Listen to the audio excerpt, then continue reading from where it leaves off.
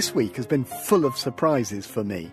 Surprises after 30 years of making programmes about disability I hadn't expected. Dwarves delivered to your door in a box. Disabled beggars who were more like successful entrepreneurs. But perhaps today's discovery has for me been the most startling. It's a book which very few people know about and even fewer have read.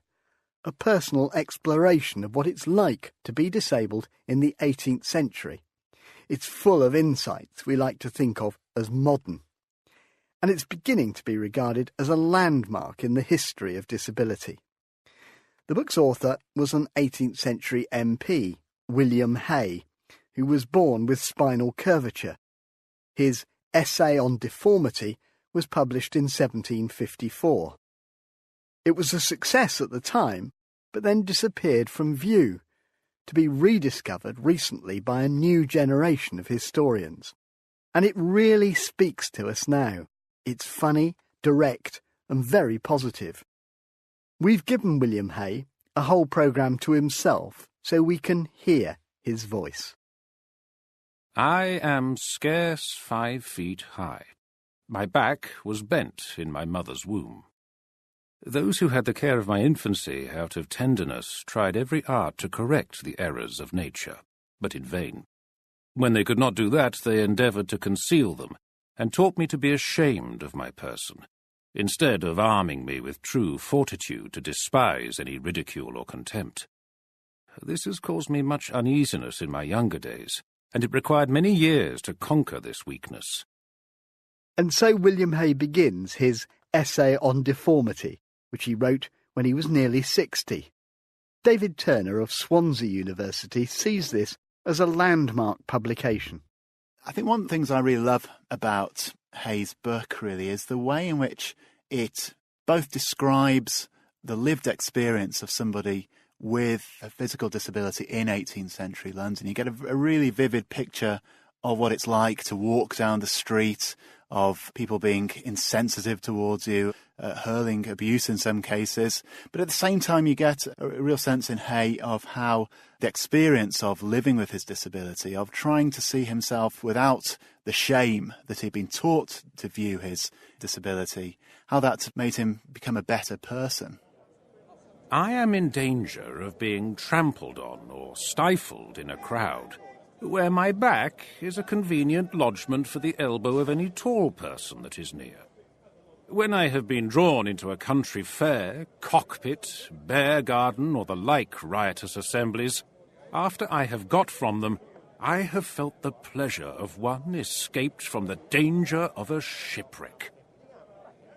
I once accidentally accompanied one of our greatest generals to see his troop of horse grenadiers.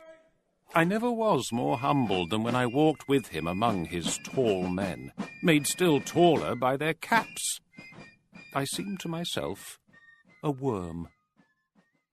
But is the carcass the better part of the man?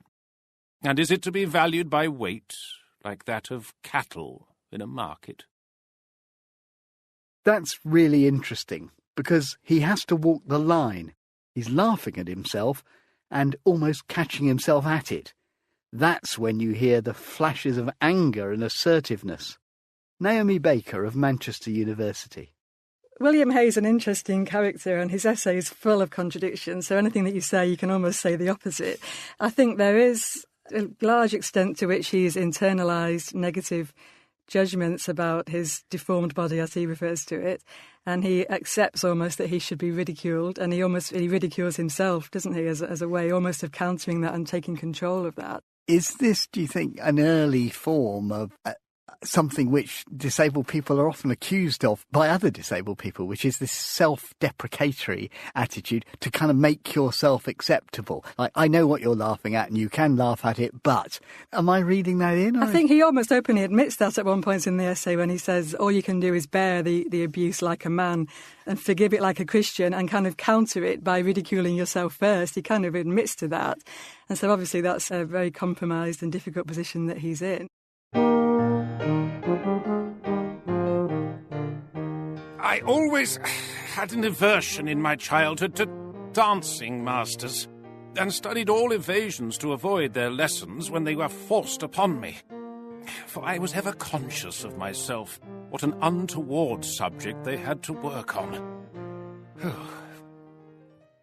Ridicule and contempt are a certain consequence of deformity, and therefore what a person cannot avoid, he should learn not to regard. Hay may not want to be defined by his body, but he takes the body very seriously. His views on diet and exercise wouldn't be out of place in a set of government guidelines to a healthy lifestyle. No, thank you, sir. I hold as articles of faith that the smallest liquors are best. That there never was a good bowl of punch, nor a good bottle of champagne, burgundy or claret. That the best dinner is one dish. That a fast is better than a Lord Mayor's feast. I think he's actually trying to make a fairly radical point here, which is that deformity is not, again, that's a term that he would use to describe his body, that deformity is not the same thing as a disease or as ill health. And although this might seem obvious to us and it might seem it's difficult to get to the bottom of what he's saying, I think he's countering quite a strong idea in his culture, which did very much associate irregularity or deviance from the normative body with ill health and disease. And he's very strongly saying that that's not the case, and that not only is he not unhealthy, but he's actually healthier than the norm. Another great preservative of health is moderate exercise. I have on occasion rid 50 miles in a day, or walked near 20. Let me now consider the influence of bodily deformity on a man's fortune. Among the lower class, he is cut off from many professions and employments. He cannot be a soldier. He cannot be a sailor. He can't climb the rigging. In higher life, he is ill qualified for a lawyer. He can scarce be seen over the bar. The improvement of his mind is his proper province. He cannot be crowned at the Olympic Games, but he may be the poet who celebrates them. I wonder what he'd have made of last year's Paralympics. Chris Mounsey of the University of Winchester has come recently to Hay's work.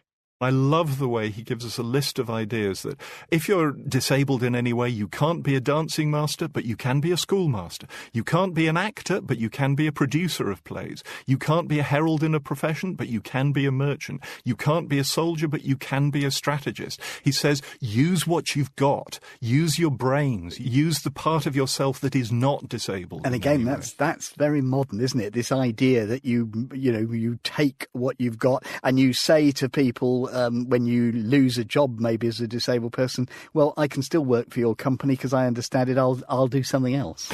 Absolutely. And it was one of the first things I was asked when my vision became impaired. Was I going to retire? And I said, why? What else would I do if I retired? For goodness sake, my life is my work. Let me do what I can do. Hay himself had a very successful career as an MP for Seaford in East Sussex. As well as his essay on deformity, he published 2 editions of a political pamphlet about the problem of poverty. I wonder what influence did his disability have on his thinking as a politician? Tim Hitchcock of the University of Hertfordshire. Frustratingly, or surprisingly, there is very little relationship between his disability and what he does in Parliament. And his best-known bit of parliamentary work was a bill he promoted in 1736 to reform the Old Poor Law.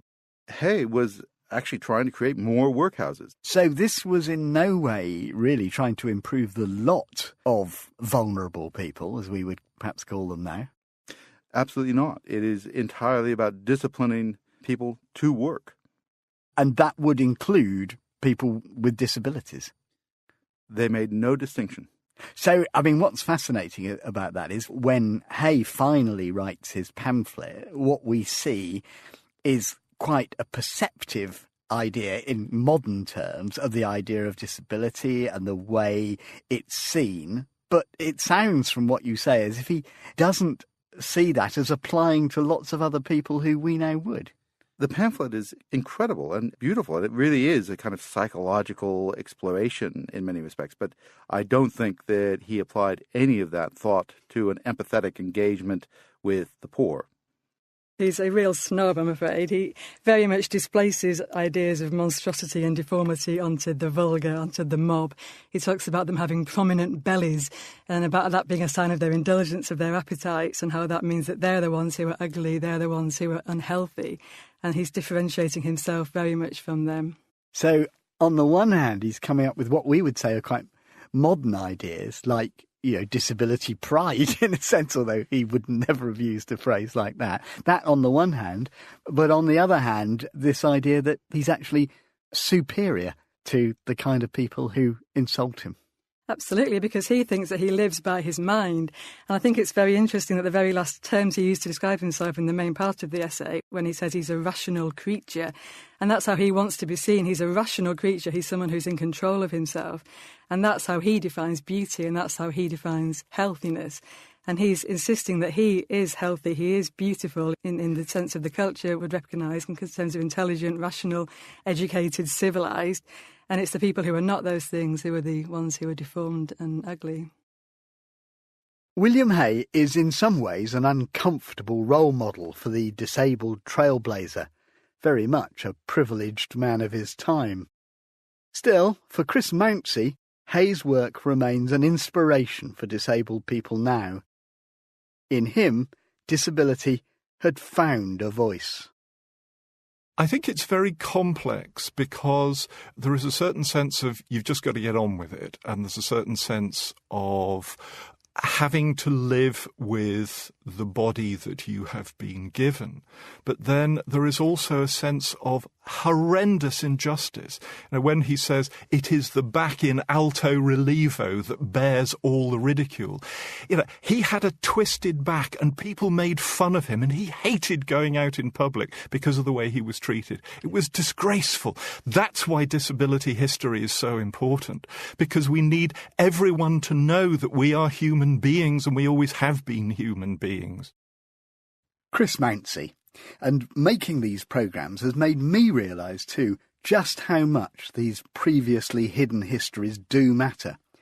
I've been particularly struck this week by the extent to which we've always judged people's worth on whether we like the look of them, even though concepts of beauty change from century to century. And how there have always been disabled people strutting their stuff, making their mark. Next week, I'll be examining the moral panic over disability created in late Victorian England by the embryonic science of genetics. And we hear the rare and ghostly voices of disabled children from the past.